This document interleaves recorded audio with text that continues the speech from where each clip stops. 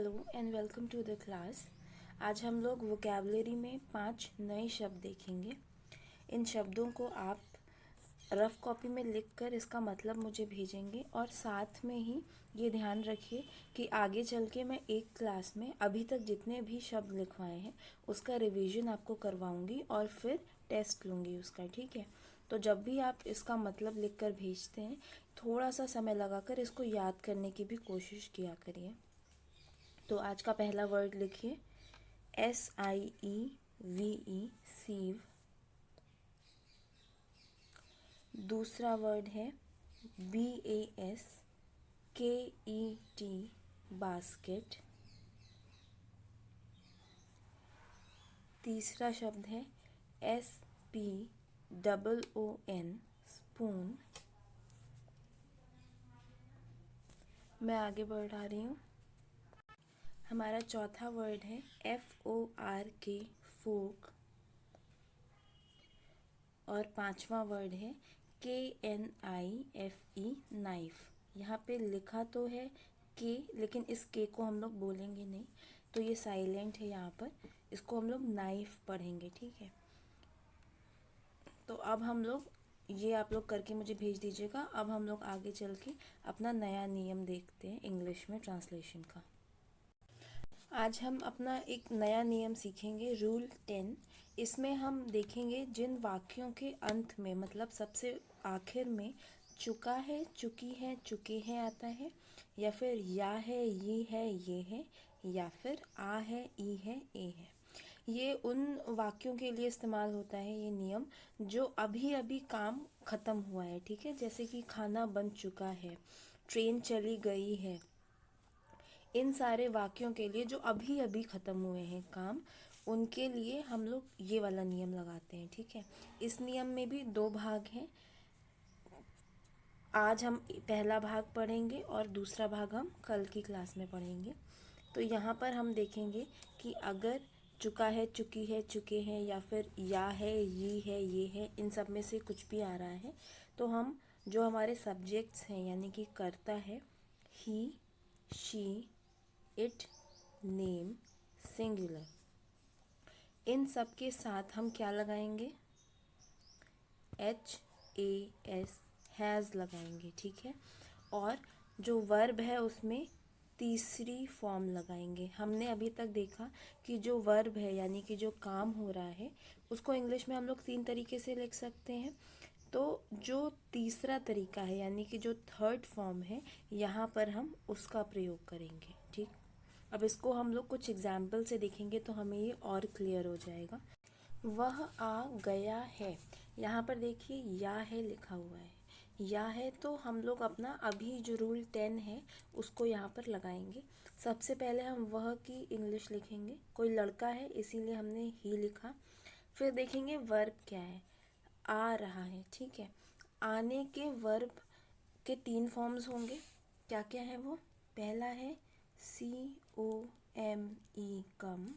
दूसरा है CAME, केम। और तीसरा है COME, कम। ये पहला फॉर्म, ये दूसरा फॉर्म, ये तीसरा फॉर्म। हमें यहाँ पर क्या यूज़ करना है? तीसरा फॉर्म। तो हमने यहाँ पर HAS, हैज़ लगाया और फिर हमने ये वाला फॉर्म यहाँ पर लिख दिया। वह आ गया है, ही हैज़ कम। यहाँ पर हमें इस पहले फॉर्म और इस दूसरे फॉर्म की कोई ज़रूरत नहीं है। तो हमने देखा कि अगर वाक्य के अंत में यहाँ पर या है आ गया, देखिए यहाँ पर या है आ गया है ना, तो हम लोग क्या करेंगे? HAS, हैज़ लगाएंगे और वर्ब की तीसरी फॉर्म लगाएंगे, ठीक है। और देखते हैं। इस एग्जाम्पल में लिखा है वह बता चुकी है, कोई लड़की है, तो इसीलिए हम लोग यहाँ पे वह के लिए SHE, शी लिख देंगे। फिर यहाँ पर देखिए चुकी है, तो जब हमने अभी सीखा है रूल 10 में कि अगर चुकी है हो तो हम लोग यहाँ पर HAS, हैज़ लगाएंगे। अब देखेंगे हम काम क्या हो रहा है, वर्ब क्या है, बता रही है, ठीक है। तो बताने को इंग्लिश में क्या कहते हैं? वर्ब के 3 फॉर्म्स होंगे, वो हम लिख देते हैं। TEACH, डबल एल ये पहला फॉर्म है, T T O L D ये दूसरा फॉर्म है, टी ओ एल डी ये तीसरा फॉर्म है। हमें यहाँ पे किससे मतलब है? हमें तीसरे फॉर्म से मतलब है, क्योंकि हमारे पास हैज़ लगा हुआ है, चूँकि है लिखा हुआ है। ठीक, बाकी दोनों फॉर्म्स को हम लोग क्या करेंगे? मिटा देंगे। ठीक, हमने यहाँ पर क्या सीखा? हमने ये सीखा कि अगर चूँकि है लिखा हो अंत में, सबसे बाद में, तो हम लोग HAS हैज़ लगाएंगे और वर्ब की तीसरी फॉर्म लगाएंगे। ठीक, अब आगे बढ़ते हैं। वह उड़ चुका है। अब यहाँ पर किसी ऐसी चीज़ के बारे में हम बात कर रहे हैं जिसमें जान नहीं है, तो इसीलिए हमने उसके लिए IT इट का प्रयोग किया। फिर यहाँ पर चुका है लिखा हुआ है, इसीलिए हमने HAS हैज़ लगा दिया, क्योंकि अभी हमने अपने रूल 10 में पढ़ा है। उसके बाद देखेंगे कि काम क्या हो रहा है। उड़ रहा है, तो उड़ने की 3 फॉर्म्स होती हैं।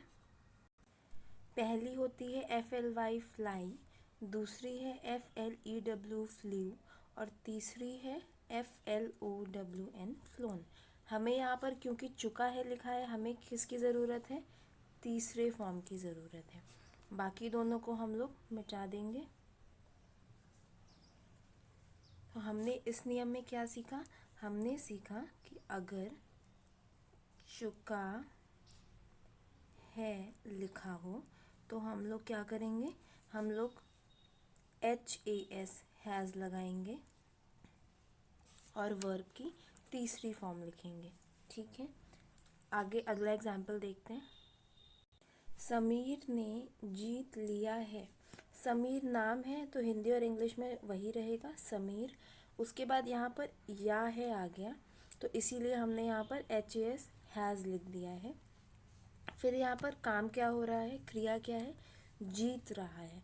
जीतने को इंग्लिश में वर्ब में 3 फॉर्म्स में लिख सकते हैं।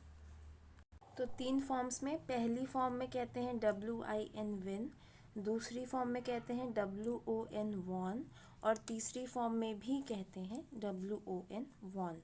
हमें यहाँ पर किसका काम है? हमें सिर्फ तीसरी फॉर्म का काम है, इसका। ठीक है, तो हमने यहाँ पर WON वॉन लिख दिया, क्योंकि यहाँ पर लिया है था। ठीक, अब हमने यहाँ पर क्या सीखा कि अगर या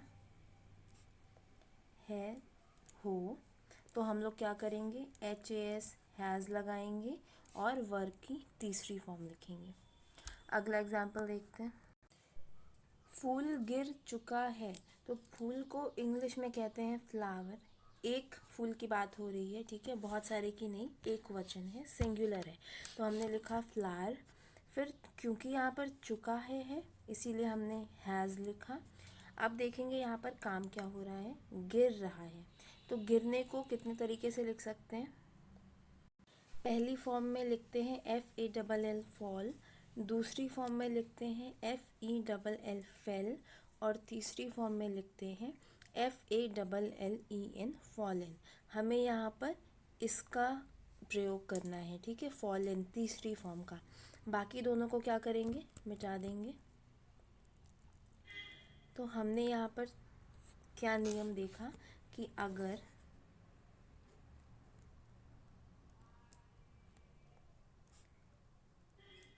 चुका है लिखा हो तो हम लोग हैज़ लगाएंगे और वर्ब की तीसरी फॉर्म को यूज़ करेंगे। ठीक, अब हमारे एग्जाम्पल्स ख़त्म हो गए हैं। अब हम लोग होमवर्क क्वेश्चंस नोट करेंगे। पहला क्वेश्चन है, वह खरीद चुका है। ठीक है, अब यहाँ पर कोई लड़का है तो आप ही का प्रयोग कर सकते हैं। उसके बाद खरीदने को क्या कहते हैं, वो मैंने तीनों फॉर्म्स यहाँ पर लिख दी हैं। आपको पता है आपको कौन सी फॉर्म चुननी है? तीसरी वाली, ये वाली। ठीक है, बाकी जो नियम अभी बताया उसका इस्तेमाल करके आप इसका इंग्लिश बनाएंगे। वह खरीद चुका है। खरीदने की तीनों फॉर्म्स होती हैं BUY buy, BOUGHT bought, BOUGHT bought. आगे देखते हैं। दूसरा सेंटेंस है होमवर्क के लिए, उसने कमा लिया है, या है आ गया यहाँ पर, ठीक। तो रूल 10 लगाइएगा जो अभी सीखा है वो। फिर कमा, उसने यहाँ पर है, यहाँ पर वह नहीं है, उसने लिखा है, तो इसका क्या करना है, इसमें भी आप ही या फिर शी, इन दोनों में से किसी एक का यूज़ कर सकते हैं, जो आपको ठीक लगे आप उसका इस्तेमाल कर सकते हैं। किसी इंसान के बारे में बात हो रही है तो उसने के लिए इन दोनों में से किसी एक चीज़ को लिखिएगा। कमाने की इंग्लिश क्या होती है, कमाने की तीनों फॉर्म्स यहाँ पे लिखे हैं। पहला फॉर्म है EARN अर्न, दूसरा है EARNED अर्नड, और तीसरा है EARNED अर्नड। तीसरा सेंटेंस है, वह झुक गया है, या है आ गया, ठीक। किसी इंसान के बारे में बात नहीं कर रहे हैं, ऐसी चीज़ के बारे में बात कर रहे हैं जिसके अंदर जान नहीं है, तो वह के लिए आप इट का प्रयोग करिएगा। और यहाँ पर या है तो अभी वाला नियम लगेगा। काम क्या हो रहा है, क्रिया क्या है, झुक रहा है, ठीक है। झुकने को इंग्लिश में 3 फॉर्म्स में कैसे लिखेंगे, पहला फॉर्म है BEND बेंड, दूसरा फॉर्म है BENT बेंट, और तीसरा फॉर्म है BENT बेंट। आप सोचिएगा आपको इन तीनों में से कौन सा फॉर्म लिखना है। अब मैं आगे बढ़ रही हूँ, अगर आपका नहीं हुआ है तो वीडियो को आप पॉज कर सकते हैं। 4th क्वेश्चन है, प्रवीण ने पूछ लिया है। यहाँ पर लिया है आ गया, तो हम लोग यहाँ पर अपना आज वाला नियम लगाएंगे। प्रवीण नाम है किसी का, ठीक है, उसकी क्या स्पेलिंग है, PRAVEEN,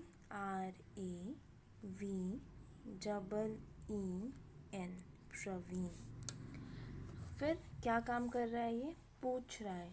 पूछने को हम लोग 3 तरीके से लिख सकते हैं। पहला फॉर्म है ASK आस्क, दूसरा फॉर्म है ASKED आस्क्ड, और तीसरा फॉर्म भी है ASKED आस्क्ड। पांचवा है हमारा, चिट्ठी आ गई है, ई है आ गया, ठीक है। तो यहाँ पर भी आज वाला नियम ही लगेगा। सबसे पहले चिट्ठी, एक चिट्ठी की बात हो रही है, सिंगुलर है, एक वचन है। तो अब यहाँ पर हम लोग चिट्ठी की इंग्लिश क्या हो जाएगी, क्या बोलते हैं चिट्ठी को इंग्लिश में, LETTER, लेटर बोलते हैं, ठीक। फिर क्या काम हो रहा है, आ रही है। आप लोगों ने अभी तक सीखा है कि कोई चीज़ जब आए तो उसको हम लोग कम बोलते हैं, COME कम, लेकिन पर हम लोग अराइव भी बोलते हैं, तो हम लोग यहाँ पर अराइव लिखेंगे, ठीक। अराइव का पहला फॉर्म है ARRIVE अराइव, दूसरा फॉर्म है ARRIVED अराइव्ड, और तीसरा फॉर्म है ARRIVED अराइव्ड। इन तीनों में से आपको तीसरा वाला फॉर्म चुनना है, ठीक। तो आज के लिए इतना ही क्वेश्चंस हैं आपके होमवर्क में, इतना आप करके सबमिट कर लीजिएगा। अगर आपको कुछ नहीं समझ में आया है तो आप प्लीज़ मुझसे पूछ लीजिएगा, ठीक है। Thank you.